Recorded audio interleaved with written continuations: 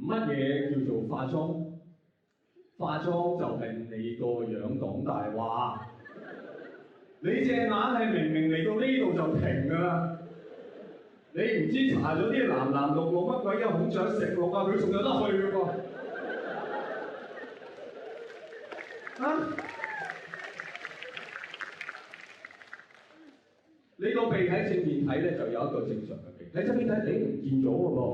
你塊面好開揚㗎喎，冇遮擋喎。正面睇喺呢度凸咗出嚟，咁睇又冇，咁睇又有。你塊面令到我思覺失調啊！各位女士，你哋明唔明乜嘢叫做化妝嘅？最緊要係咩叫化妝？化妝就係你落咗妝，我仲認得你，就叫做化妝。你落咗妝，我唔認得你，嗰啲叫做喬裝。